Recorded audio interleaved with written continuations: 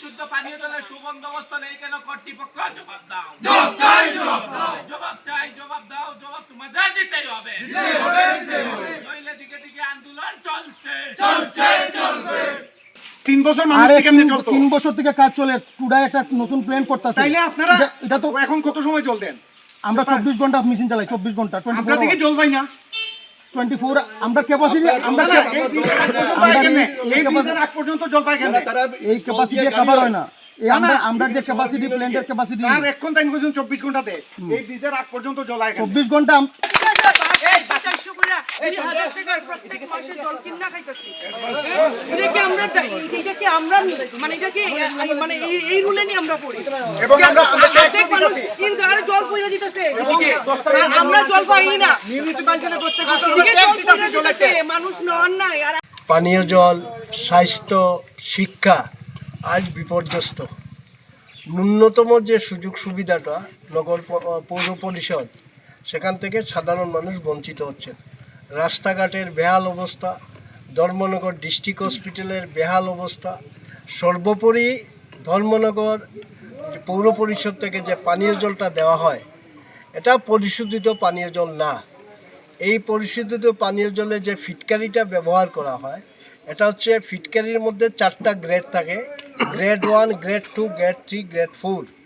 মানুষের ব্যবহারিক যে পানীয় জল, সেটাতে ফিটকারি 4 গ্রেড, গ্রেড 4 ফিটকারি ব্যবহার করা হয়। কিন্তু অত্যন্ত দুর্ভাগ্যের পরিতাপের ধর্মনগরের ট্রিটমেন্ট প্ল্যানে যে পরিশোধিত পানীয় জল যেটা দেওয়া হয়, এখানে ফিটকারি গ্রেড 1 ফিটকারি দিয়ে সেখানে পরিশোধিত হচ্ছে। এতে ধর্মনগরের মানুষ প্রতিদিন নূতন নূতন জলবাহী কারণে মানুষ সেখানে আক্রান্ত হচ্ছে। যে জলটুকু আছে, এই জলটা সাকাইবাড়ি এলাকায়, শিববাড়ি এলাকা, থানা রোড এলাকা, তারপরে মান্ডবপাড়া, জেল রোড, মানুষ সেই জল থেকে বঞ্চিত হচ্ছেন।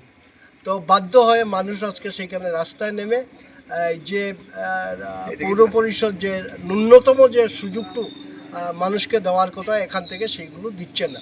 তো তার প্রতিবাদে আজকে যুব কংগ্রেসের উদ্যোগে সেইখানে বিশেষ করে আমাদের থানা রোড এই অঞ্চলটা, সেখানে জল মানুষ পাচ্ছে না। জল সেখানে বাজার থেকে ক্রয় করে তাদের দিন গুজরান করতে হচ্ছে। তার প্রতিবাদে এখানে যুব কংগ্রেসের উদ্যোগে আমরা এখানে রাস্তা অবরোধ করছি। এর আগে আমরা এই এলাকার মানুষ DWS-এর কর্তৃপক্ষের কাছে, তারপর DWS-এর আধিকারিক বাস্তুকার আছেন, তাদের কাছে এলাকার সমস্ত মানুষ লিখিত আকারে অভিযোগ জানিয়েছেন। ফল হচ্ছে অশ্বডিম্ব। তো আজকে বাধ্য হয়ে সেখানে মানুষ সেখানে রাস্তায় অবরোধ করতে বাধ্য হচ্ছেন।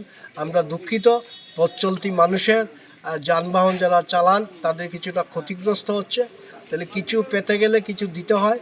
আমরা জনগণের কাছে আমরা ক্ষমা প্রার্থী। বাধ্য হয়ে আমরা সেখানে গণতান্ত্রিক পদ্ধতিতে যে শেষ পর্যায়ে যেগুলো আছে রাস্তা অবরোধ, সেই আন্দোলনে আমরা সামিল হয়েছি। আমরা এলাকার সমস্ত মানুষের আশীর্বাদ চাই, ধর্মনগর সমস্ত মানুষের আশীর্বাদ চাই। এই অন্যায় অবিচারের বিরুদ্ধে রাস্তায় মানুষ নামুক, মানুষ এগিয়ে আসুক। আজ কত সময় আপনাদের এই পথ অবরোধ জারি থাকবে? কর্তৃপক্ষ থেকে কোনো আশ্বাস না পাওয়া পর্যন্ত এটা অনির্দিষ্টকালের পর্যন্ত চলবে। আনন্দ আর ভালোবাসার দীপ্তিতে গড়া সমুজ্জ্বল পরমা, ঠিক তোমারই মতো। শ্যাম সুন্দর কোম্পানি জুয়েলার্স, আগরতলা, উদয়পুর, ধর্মনগর, কলকাতা।